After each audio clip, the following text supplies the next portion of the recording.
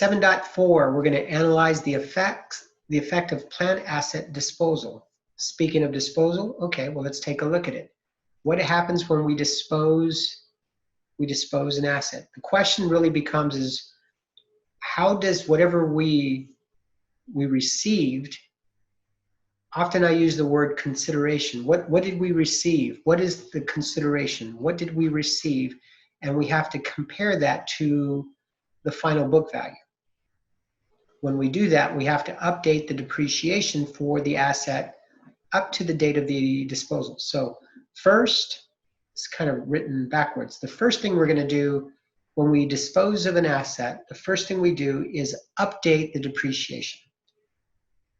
Usually it's in mid-year anyway, so we've written it off up until the end of the last period, and now we're like halfway through the second period or the third or whatever it was. And now we have to update depreciation for just a partial depreciation for that up until that date. Once we have those updated numbers, then we compare the receipts or the consideration we received to the book value of the asset. So in this example here, we have fully depreciated an asset. Suppose the final year depreciation, we've already recorded it, it's $60,000. The machinery was purchased for $60,000 and the accumulated depreciation was $60,000. Well, we just disposed of it. We didn't even sell it, we just got rid of it. Let's go look and see what that would look like. So if I look at the T accounts, we have $60,000 of machinery and equipment that was purchased, and the accumulated depreciation that's already been recorded through credits and debits. You know, the credit is going to be accumulated depreciation, and the expense is going to be depreciation expense. Now, we're not recording all that because that happened in the past. So what we know is, as of today, we have a cost of $60,000 and the corresponding accumulated. So the book value is zero. If you take this less this, you have a book value of zero. Now the question is, well, we've disposed of this asset. We're not using it anymore. How do we get rid of it? Well, let's go back and review this journal entry. We're simply going to reverse the numbers that are already there. We're going to debit accumulated depreciation for $60,000, which right now is the credit balance. And we're going to credit machinery for $60,000 because it has a debit balance. So this is going to be entry number 1. We're going to debit $60,000 to accumulated depreciation, and then we're going to credit machinery for $60,000. And you can see what this does is it wipes them all out. So the net book value doesn't change, it's still zero, but now those dollar amounts are gone, so that the balance for machinery is zero, and the balance for accumulated depreciation machinery is zero.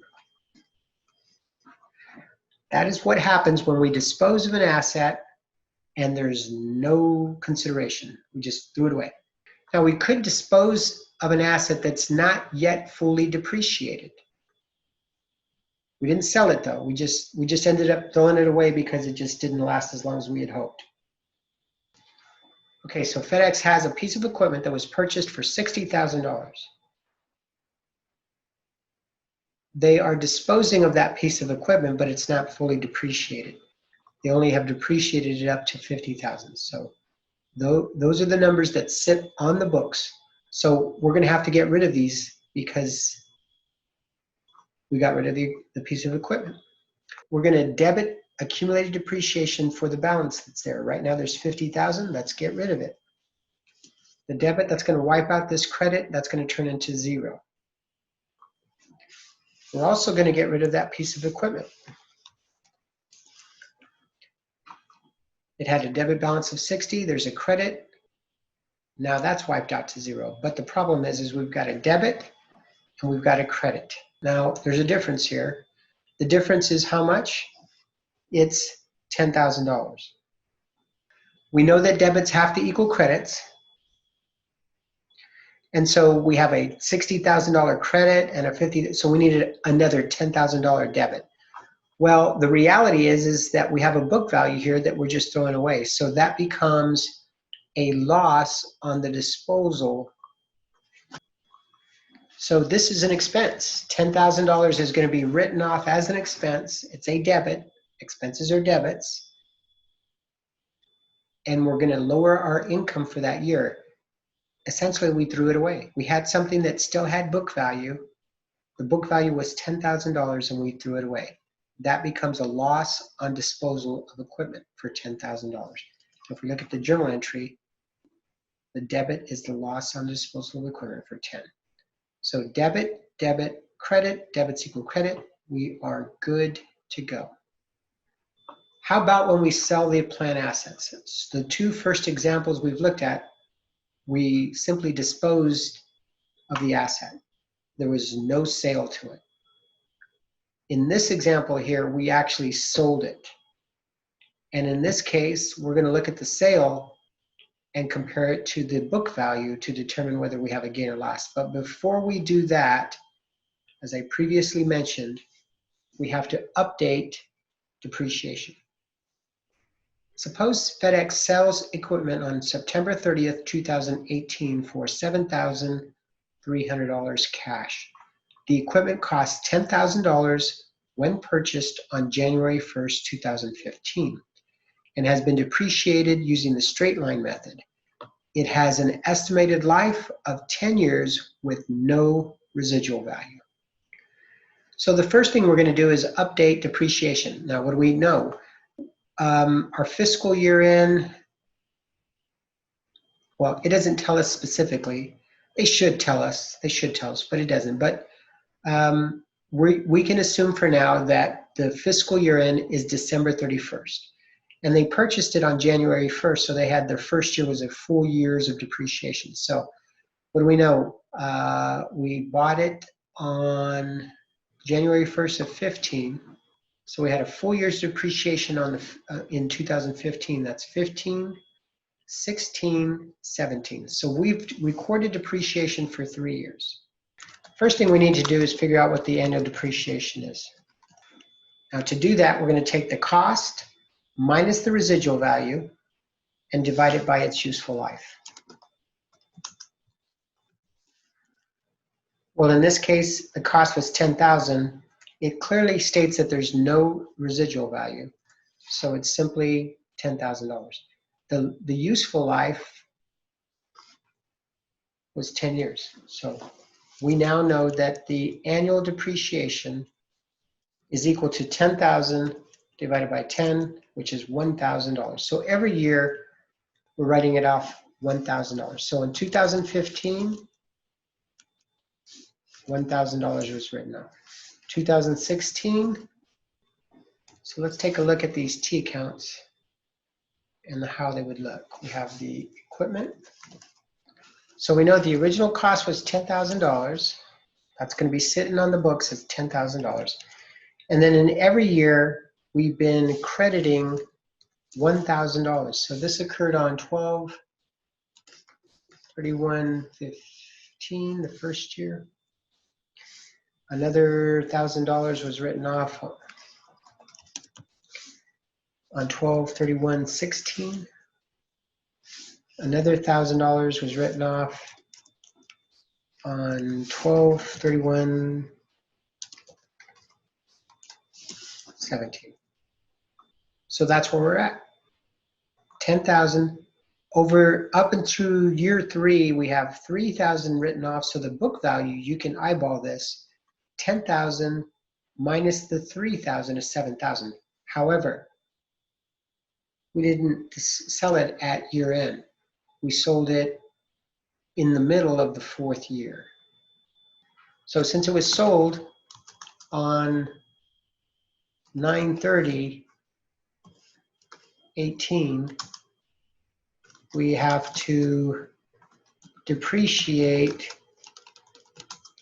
the asset for 9 months.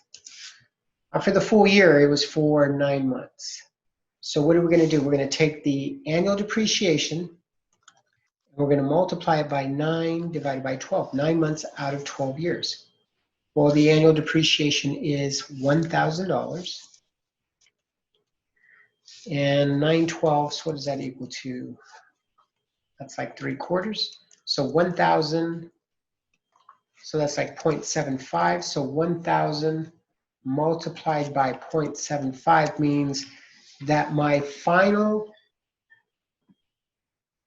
entry to update depreciation is going to be $750. So I'm going to go ahead and record this journal entry on September 30th. I'm going to debit depreciation expense for $750. That's for 9 months.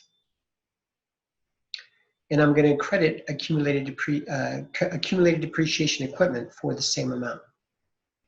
So without looking at the T account for depreciation expense, we're simply going to know that we're going to add another $750 here, and that's going to be as of 9/30/18. So we know that the book value is equal to the cost minus accumulated depreciation. In this example here, the cost is $10,000. The accumulated depreciation is the sum of all these credits, 1,000, 1,000, 1,750. So the sum, that means it's 3,750. So the BV, the book value, is equal to 10,000 minus 3,750. So we now have a book value of $6,250. So the way we're going to compute whether we have a gain or a loss, let's go ahead and do that. The gain or loss is equal to the cash received, I'll put here, or consideration. It doesn't necessarily have to be cash, but cash received or consideration less the book value. Well, what does it tell us? It tells us that we sold it for $7,300. So sale amount, which is the cash, $7,300. Book value, well, we just computed that. What is the book value? 6,200. Now, what we have to pay attention to is, did we sell it for more or less than the book value? In this case, we sold it for more, so that we're going to have a gain. So 7,300 minus 6,250 means we have a gain of $1,050. Okay, so once we've got that, let's go ahead and flip to the slides. There was the debit. We went over this, depreciation expense and accumulated depreciation. Then I drew up T accounts to show you how this works, but they have a cost of $10,000, accumulated depreciation balance of $3,750. Therefore, the book value is equal to $6,250. We went through that process. And then I just went through the process of determining whether we had a gain or loss. In this case, it was $7,300 for cash received, less the book value, gives us a gain on the sale. All right. So now we then have to record the journal entry for the sale. And the sale occurred on 9/30. Well, this is going to be pretty similar to what we had in the past. We know that we're going to have to get rid of the equipment of 10,000. That has to go. We know we have to get rid of the accumulated depreciation, which we computed it to be $3,750. So those are the two things we know we have to get rid of. Plus, we also know that we took in some cash. So let's go ahead and start with the cash. First thing we do is with cash. Cash was going to be debited. And what did we receive? We received $7,300. So $7,300. Actually, we had it right here already. Okay, so we have our debit, $7,300. Now our next debit is going to be the fact that we have to get rid of this accumulated depreciation. See these credits here? We have to get rid of those credits. It's a total credits of $3,750. We add them all up, we'd end up with a balance of $3,750. So we need to get rid of that. So that's going to be a debit to accumulated depreciation. And the amount of the debit is going to be $3,750. That's gonna wipe all this out. Now we need a corresponding credit to the equipment. How much is in the equipment? Well, the equipment account is showing $10,000. That has to be removed. That's going to be a credit of $10,000. Now, lo and behold, we actually can even do this first, and then that can help us compute whether we have a gain or loss. But so when we're figuring out our final entry, we have to look closely at what we have. We have debits that total $11,050. $11,050. If we add those up, it's $11,050. We have a credit of $10,000. So we're missing a credit. We need our debits to equal credit. And we actually, in fact, already computed what that credit should be. And we also know it's a credit because it's a gain. This is like revenue, right? If we had a loss, it would be a debit, but since it's a gain, it's going to be a credit. So this is going to be gain on sale of equipment. And we've already computed it, so it's $1,050. So just to make double sure, we can add up our debits and then our credits, and they do equal. So this is our journal entry right here. We can confirm that by looking at the slideshow.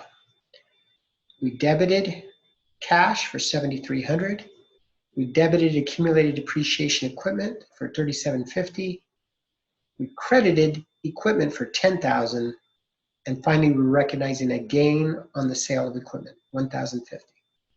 Now, had we sold that for less than the book value, then we would have a loss. And if you have a loss, you're forced, by the journal entry, you're forced to recognize a debit. Now let's see about exchanging a plan asset.